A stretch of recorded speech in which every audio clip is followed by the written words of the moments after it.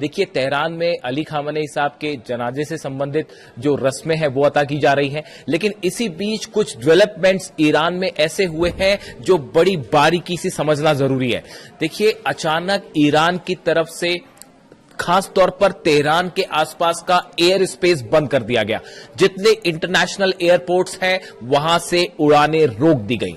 अब सवाल यह है कि अचानक ऐसा क्या होता है। देखिए, जो सोर्सेज बता रहे हैं, जो मेरे सोर्सेज बता रहे हैं, ईरान के पास अचानक एक इनपुट आता है कि शायद किसी तरह का निशाना साधा जा सकता है अली खामेनी साहब के जनाजे के दौरान जो लाखों करोड़ों लोग जमा हैं। खासतौर पर ग्रैंड मुसल्ला मॉस्क में जो परिसर है, आप वहां की तस्वीरें देखें, ऐसा लगता है वहां कदम रखने की भी जगह नहीं है और करोड़ों लोग जमा है तेहरान के आसपास। और 24 घंटे, चाहे रात हो चाहे दिन हो, हैदर हैदर के नारे लग रहे हैं। हुसैन साहब को लेकर नारे लगाए जा रहे हैं, अली खामेनी साहब को लेकर नारे लगाए जा रहे हैं। और सबसे बड़ी बात यह कहा जा रहा है, ईरान का बच्चा बच्चा ये मांग कर रहा है कि खामेनी साहब के हत्यारों से बदला लिया जाए, खामेनी साहब के कातिलों से बदला लिया जाए। देखिए, ये खबर अहम इसलिए है क्योंकि इस जनता की जो आवाज तेहरान से उठ रही है, अब ये एक बवंडर बनकर उठ रही है, एक तूफान बनकर उठ रही है और इसने तमाम चीजों पर सवाल खड़े कर दिए हैं। वो जो एमओयू है, अब वो एमओयू असल में मेमोरेंडम ऑफ मिसअंडरस्टैंडिंग उसको कहा जाए तो ज्यादा अच्छा होगा। वो मेमोरेंडम ऑफ अंडरस्टैंडिंग नहीं है, मेमोरेंडम ऑफ मिसअंडरस्टैंडिंग हो गया है। ऐसे में ईरान की जनता का एक गुस्सा इस ओर इशारा कर रहा है कि क्या आगे अब कोई बातचीत होगी, ये मामला फिर मामला जंग की तरफ चला गया है। लेकिन इसी बीच देखिए, जो डेवलपमेंट्स होते हैं, ऐसा बताया जा रहा है कि ईरान के पास जो है खुफिया एजेंसीज की तरफ से कुछ इनपुट्स आए, उसके बाद बड़े फैसले लिए ईरान ने। फटाफट जो है सबसे पहले एयर स्पेस बंद किया गया, एयरपोर्ट्स रोक दिए, एयरपोर्ट्स जो है वहां से उड़ानें रोक दी गई। तमाम इंटरनेशनल जो गेस्ट हैं वो अली खामेनी साहब के जनाजे में शामिल होने पहुंचे हैं, उन्हें अंतिम विदाई दे रहे हैं। ऐसे में बड़ी साधारण सी बात है कि फ्लाइट से आना जाना जो है वो संख्या बढ़ गई है, लेकिन उसके बावजूद अचानक एयरपोर्ट्स क्यों बंद किए गए, तेहरान में एयर स्पेस जो है वो क्यों बंद किया गया। इतना ही नहीं, जहां पर फ्यूनरल से संबंधित प्रोसेस हो रहा है, जहां कॉफिन रखा हुआ है, जहां लाखों लोग जमा है, वहां के आसपास चप्पे चप्पे पर स्नाइपर्स जो है वो तैनात कर दिए गए हैं, यानी कि गार्ड्स गन के साथ तैनात हैं। बताया यह भी जा रहा है कि जो आम जनता जमा है वहां पर, अली खामेनी साहब को आखिरी दर्शन के लिए जाना चाह रही, उन्हें श्रद्धांजलि देना चाह रहे हैं, इस क्राउड के बीच, इस ईरान की आवाम के बीच हजारों की संख्या में आईआरजीसी के गार्ड्स तैनात कर दिए गए हैं सिविल ड्रेस में, यानी कि वो अपनी वर्दी में नहीं है, नॉर्मल कपड़ों में हजारों की संख्या में आईआरजीसी के गार्ड्स तैनात कर दिए गए हैं, क्योंकि इस तरह का इनपुट है कि इस गैदरिंग को निशाना बनाया जा सकता है। देखिए, भले अमेरिका की तरफ से हमला ना हो सकता है इजराइल की तरफ से कोई एयर स्ट्राइक ना हो, फाइटर जेट से हमले ना हो, लेकिन उसके बावजूद इस गुस्से के बीच अगर कोई धमाका हो जाता है तो उसका परिणाम सीधा यह होगा कि अमेरिका के साथ बातचीत रुक जाएगी और मामला जंग की तरफ आगे बढ़ जाएगा। अब यहां पर जंग कौन चाहता है? कौन चाहता है कि यहां पर जंग हो और कौन ये कोशिश कर रहा है कि अमेरिका और ईरान की बातचीत रुक जाए? बार बार ये आरोप लग रहे हैं कि इजराइल के प्रधानमंत्री नेतन्याहू कतई नहीं चाहते कि ईरान और अमेरिका के बीच किसी तरह का समझौता हो, मोसाद नहीं चाहता कि समझौता हो। शायद ऐसे इनपुट्स आए हैं कि कई मोसाद के एजेंट्स, और अगर मोसाद के एजेंट्स ना भी हो, ऐसी स्थिति में कई एजेंट्स ने एंटर किया है ईरान में, तेहरान में, जो कि इस गैदरिंग के दौरान ह्यूमन बॉम्ब की शक्ल में, यानी कि फिदाइन बन के हमला कर सकते हैं।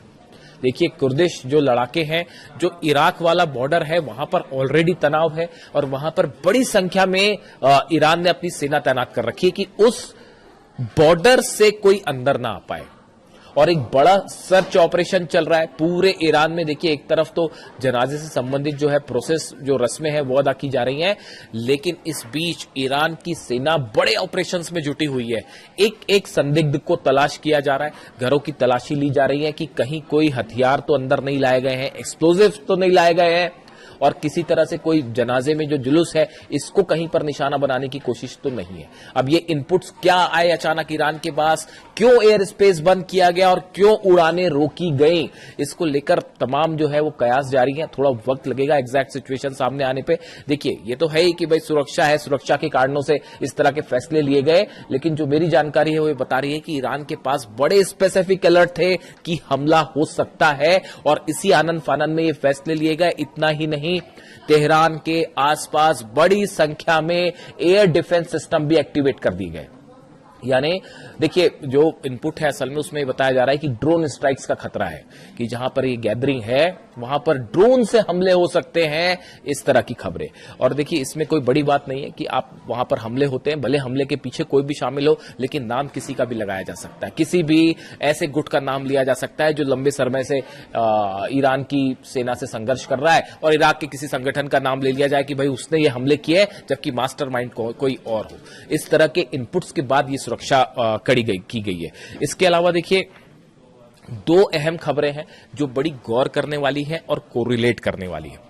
एक तो आगे बढ़ने से पहले एक बात और, ईरान की जो सेना के कमांडर इन चीफ है मेजर जनरल आमिर हातमी, इनकी तरफ से एक बार फिर बयान आया है। उन्होंने 2 दिन पहले ये बयान दिया था, कल उनकी तरफ से फिर बयान आया है कि अली खामेनी साहब के हत्यारों से बदला लिया जाएगा, उन्हें कतई माफ नहीं किया जाएगा और जहन्नुम से खोज के निकाला जाएगा और उन्हें सजा दी जाएगी। उन्होंने ये भी कहा कि मैंने ईरान के सुप्रीम लीडर मुस्तफा खामेनी साहब से मुलाकात की है और ईरान की जनता का ये रुख जो है, ईरान की जनता की जो राय है, ये उनको बताई है कि जनता डील नहीं चाहती, अली खामेनी साहब के हत्यारों से बदला चाहती है। आप तेहरान की तस्वीरें देख लीजिए, करोड़ों लोग हाथ में बैनर्स लेके खड़े हैं जिसमें रिवेंज रिवेंज लिखा है, बदला लिखा है, डोनाल्ड ट्रंप को निशाना बनाओ ये लिखा हुआ है। पूरा ईरान इस समय गुस्से से उबल रहा है और अब इस गुस्से ने बहुत कुछ बदल के रख दिया है।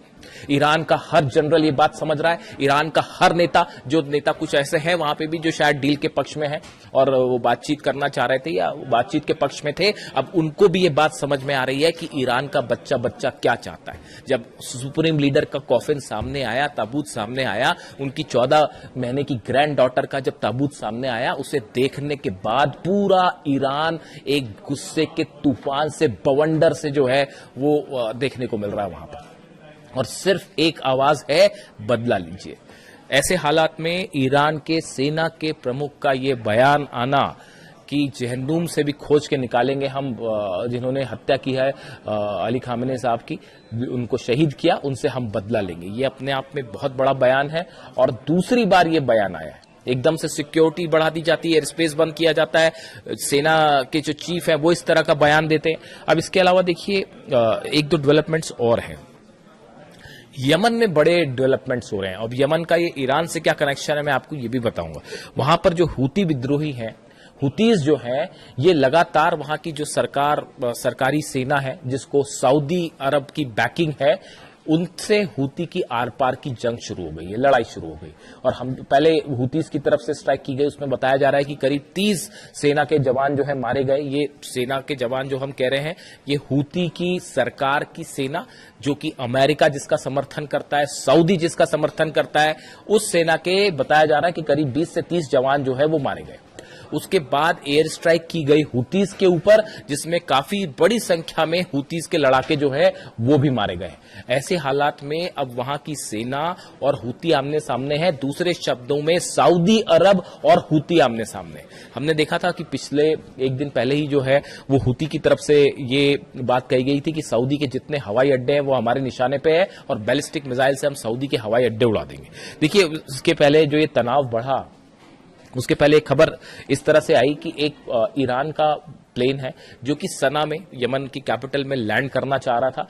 इसमें करीब 200 से 250 ऐसे लोग थे, यमन के नागरिक थे जो अलग अलग देशों में फंसे हुए थे, जो बीमार थे या कहीं फंस गए थे। उनको लेकर ईरान का ये प्लेन सना पहुंचा था। लेकिन हुतीज का आरोप ये है कि सऊदी के एक फाइटर जेट ने इस प्लेन को रोकने की कोशिश की और इस प्लेन को लैंड नहीं होने दिया। इस तरह की कोशिशें की गई, जिसके बाद हुती की तरफ से ये वार्निंग आई कि हम सऊदी का जो जितने एयर बेसेस हैं वो और जितने एयरपोर्ट्स हैं वो हमारे निशाने पर है। और बताया जा रहा है कि एक मिसाइल भी दागी गई इस प्लेन के ऊपर हुतीस की तरफ से। ऐसा इस तरह के भी खबरें हैं कि सऊदी के जो फाइटर जेट्स थे उसके ऊपर हुतीस ने मिसाइल भी दागी। अब देखिए ये अचानक ऐसा क्या होता है कि हुती और सऊदी के बीच तनाव इस हालात में पहुंच जाता है कि जंग वाली नौबत आ जाए। इसकी एक बड़ी वजह है, आप इसको कोरिलेट करके देखिए। रूस का जो डेलीगेशन आया था अली खामनेई साहब को श्रद्धांजलि देने के लिए, उसमें दिमित्री मेदवेदेव शामिल थे जो कि वहां की जो सिक्योरिटी काउंसिल है उसके उपाध्यक्ष हैं। और दिमित्री मेदवेदेव मतलब पुतिन, जो मेदवेदेव कह रहे हैं मतलब पुतिन कह रहे हैं। मेदवेदेव की तरफ से यह कहना कि ईरान के पास एक थर्मो न्यूक्लियर हथियार है, जिसको उन्होंने हॉर्मूज को कहा कि हॉर्मूज जो है वो थर्मो न्यूक्लियर हथियार है ईरान का। इसके साथ ही दिमित्री मेदवेदेव ने बाब अल मंदाब का भी जिक्र किया। ये बड़ी गौर करने वाली बात है, बाब अल मंदाब का जिक्र उन्होंने क्यों किया और क्या उसके बाद ही हुती और अरब के बीच में तनाव और जंग वाले हालात बढ़ गए। ये बड़ी गौर करने वाली बात है। देखिए बड़ी मात्रा में बाब अल मंदेब से जो है वो इंटरनेशनल ऑयल जो है वो सप्लाई होता है। अगर हॉर्मूज के साथ बाब अल मंदेब को भी बंद कर दिया जाए, जो कि हुती कभी भी कर सकते हैं ईरान के इशारे पे, ऐसे में एक बार फिर बड़ा एनर्जी क्राइसिस खड़ा हो सकता है।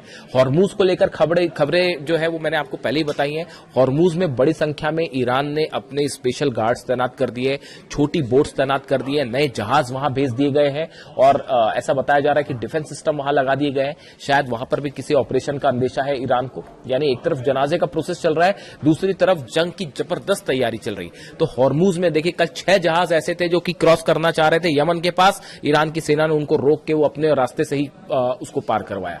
यानी ईरान की सेना ने अभी भी पूरे हॉर्मूज जो है वो ईरान के कब्जे में, परिंदा भी वहां पर नहीं मार सकता। अब बाब अल मंदेब, अचानक ऐसा क्या हुआ कि हुती और अरब के बीच में तनाव बढ़ गया और बाब अल मंदेब बंद करने की जो है वो खबरें सामने आने लगी हैं कि कभी भी ईरान और हुती जो है वो बाब अल मंदेब बंद कर सकते हैं। आप देखिए रूस में क्या हो रहा है। रूस में 100 से ज्यादा ऑयल रिफाइनरीज, बल्कि अब तो 110 हो चुका है नंबर, 110 ऑयल रिफाइनरीज पर, ऑयल के ठिकानों पर, एनर्जी स्टेशंस पर हमले हुए हैं पिछले 15 दिनों के अंदर। रूस में ऑयल जल रहा है, तेल के कुएं जल रहे हैं, रिफाइनरीज रूस की जल रही हैं। ऐसे हालात में जब रूस के तेल में आग लगेगी, बड़ी साधारण सी बात है, यूक्रेन अपने दम पे जंग नहीं लड़ रहा, अमेरिका और यूरोप के हथियारों के जरिए ये जंग लड़ रहा है। डोनाल्ड ट्रंप भले ये कहते रहे कि मैं रूस और यूक्रेन में जो है समझौता करवाने की कोशिश कर रहा हूं, लेकिन हकीकत यह है कि ये हमले डोनाल्ड ट्रंप और अमेरिका के इशारे पर हो रहे हैं। तमाम दुनिया के एक्सपर्ट इस बात को कह रहे हैं। ऐसी सूरत में अगर रूस का तेल जलेगा तो क्या अरब के देशों में संकट नहीं आएगा? अगर वहां आप दबाव बनाएंगे, इस बात को समझिए, तो उसका सीधा असर अरब में भी देखने को मिलेगा, बाब अल मंदेब और यमन में भी देखने को मिलेगा, हॉर्मूज में भी देखने को मिलेगा। बताया जा रहा है रूस के बीच में और ईरान के बीच में इन हालात में भी जब जनाजे की प्रोसेस चल रही है, एक बड़ी बैठक हुई है। दिमित्री मेदवेदेव उसमें शामिल थे, ईरान के बड़े अधिकारी शामिल थे, संभवतः IRGC चीफ भी शामिल थे उसमें, अहमद वाहिदी साहब भी शामिल थे, जुल्कद्र साहब भी शामिल थे, सचिव सिक्योरिटी काउंसिल के। और एक बड़ा प्लान तैयार हुआ है कि जिस तरह से रूस पर हमले हो रहे हैं, ईरान के MOU को लेकर आगे क्या करना है,